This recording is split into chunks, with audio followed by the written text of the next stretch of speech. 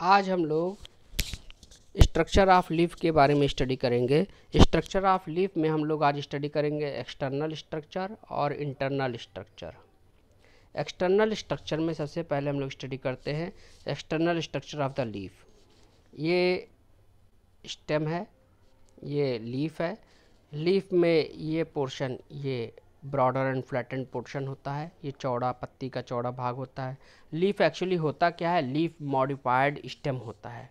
Leaf एक modified stem होता है, ठीक है, जो चपटा भाग हो जाता है, स्टेम का चपटा भाग और चौड़ा भाग हो जाता है।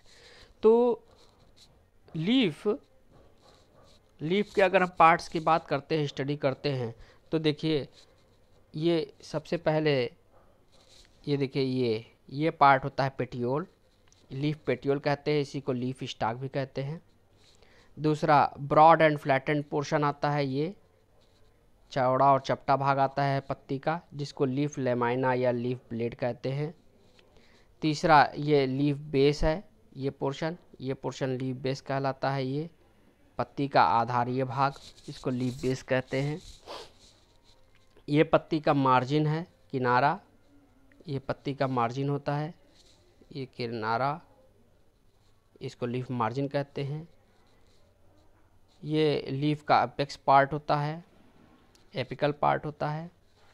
ये मिड वेन है, मोटी नस, ये लैटरल वेन्स है, ठीक है। तो मिड वेन और लैटरल वेन्स मिलकर के वेन्स बनाती हैं।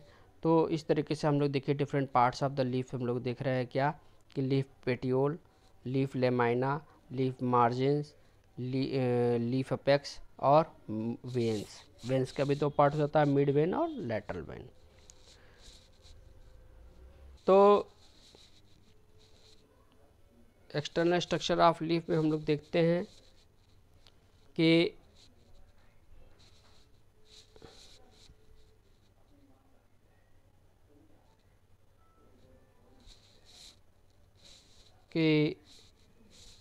लीफ पेटियोल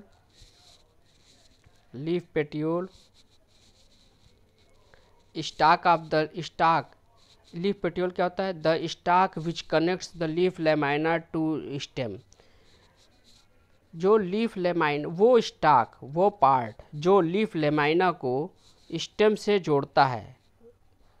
ये लीफ लेमाइना हो गया, ये स्टेम हो गया, तो वो पार्ट जो इस लेमाइना को इस सिस्टम से जोड़ रहा है वो लीफ स्टॉक हो गया, ठीक है। इसी को लीफ पेटियोल भी कहते हैं। लीफ बेस, ये पत्ती का बेसल पार्ट हो गया।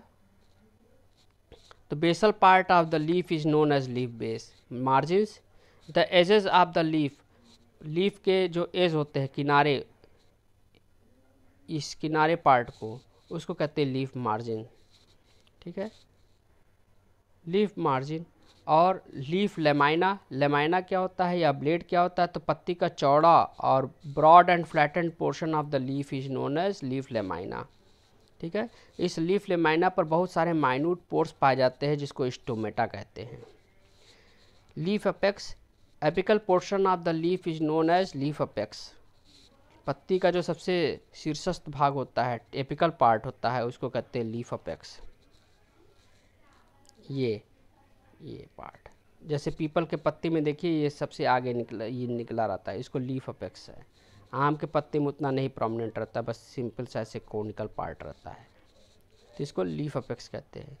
वेन्स, जो thick and ribbed portion of the leaf, जो रिब्स होती हैं, जो thick and part of the leaves होती हैं, जो नसें कहलाती है, उसको वेन्स कहते हैं। ये दो तरीके का होता है, मिड वेन जो सिंगल होती है और जो पत्ती को जनरली दो बराबर भागों में बांटती है, और दूसरा लैटरल वेन्स जो कई साइड में, जो मिड वेन से एराइज होती हैं और मार्जिन्स पर एंड होती हैं, टर्मिनेट होती हैं, उसको लैटरल वेन्स कहते हैं।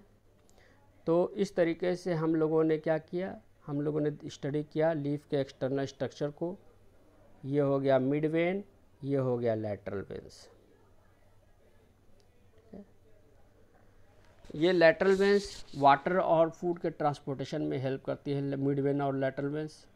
नेक्स्ट पार्ट हम लोग स्टडी करेंगे internal structure of the leaf के इंटरनल स्ट्रक्चर को।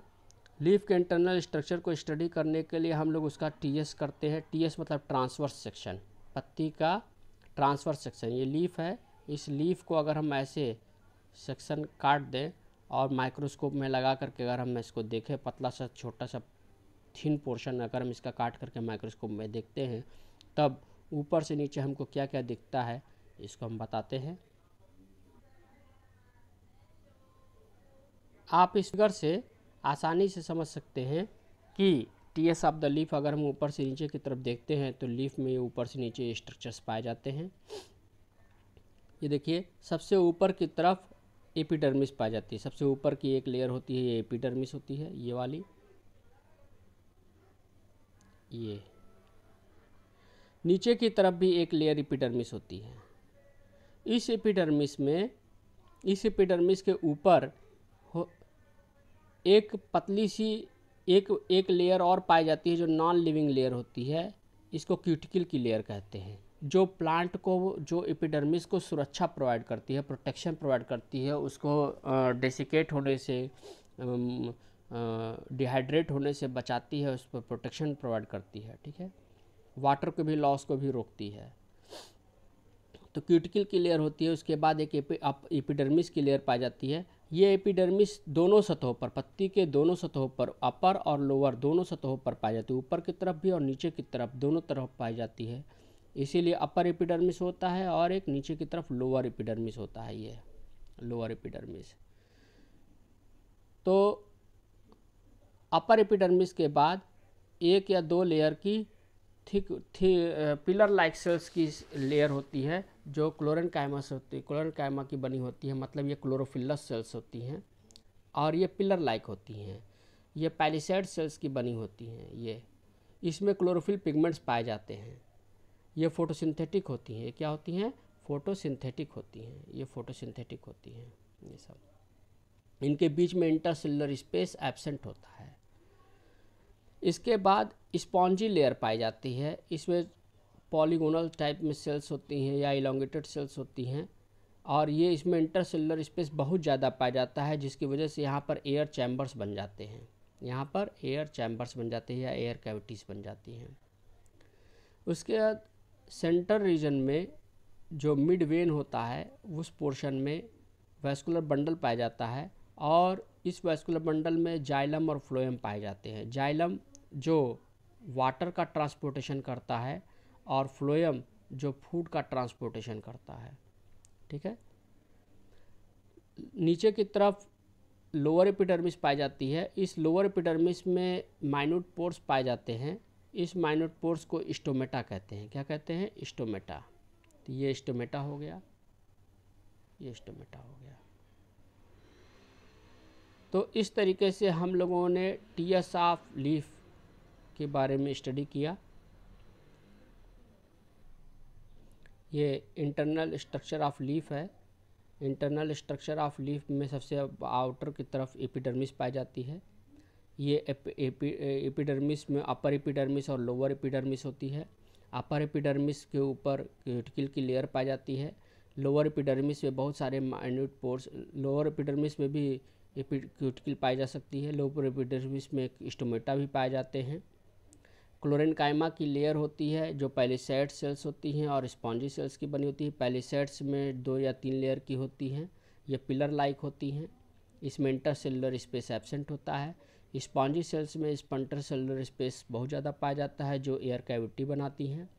और मिड वेन में वैस्कुलर बंडल्स पाई जाती हैं जो जाइलम और फ्लोएम पाई जाती है। इसमें जाइलम वाटर और मिनरल्स का ट्रांसपोर्टेशन में हेल्प करती है, जबकि फूड के ट्रांसलोकेशन में फ्लोएम हेल्प करती है। तो ये इंटरनल स्ट्रक्चर ऑफ लीफ रहा। Stomata minute pores on the leaf होते हैं। ये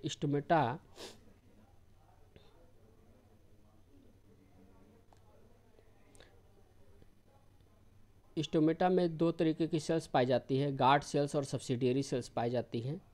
इसके स्ट्रक्चर को ये देखिए, ये हो गया गार्ड सेल्स। ये गार्ड सेल्स है। ये गार्ड सेल है। ये एक गार्ड सेल हो गया, ये दूसरा गार्ड सेल्स हो गया। तो 2 गार्ड सेल्स होती हैं।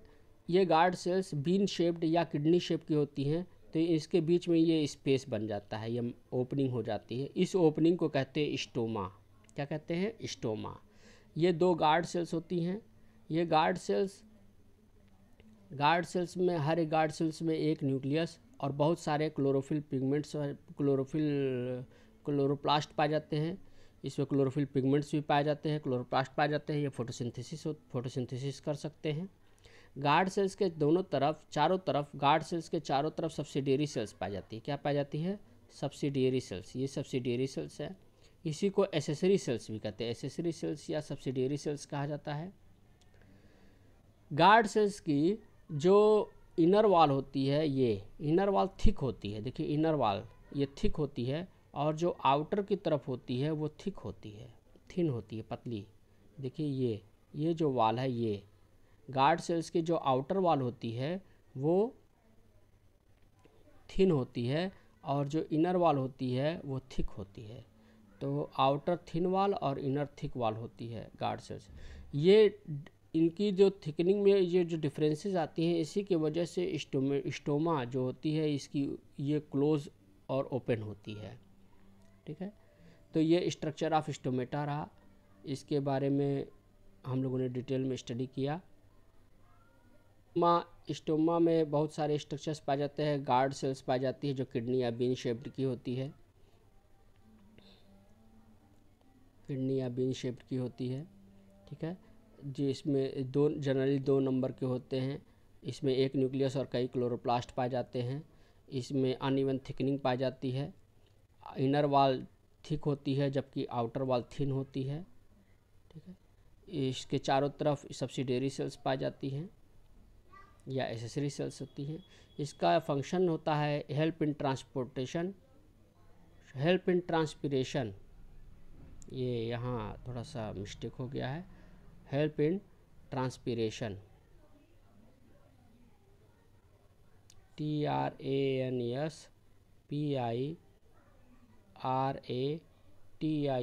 ट्रांसपिरेशन वाष्पोत्सर्जन में हेल्प करता है और एक्सचेंज ऑफ गैसेस में हेल्प करता है। तो इस तरीके से आज हम लोगों ने लीफ के स्ट्रक्चर को पढ़ा, इंटरनल स्ट्रक्चर ऑफ लीफ को पढ़ा, एक्सटर्नल स्ट्रक्चर ऑफ लीफ को पढ़ा, और structure and function of stomata पढ़ा। Thank you.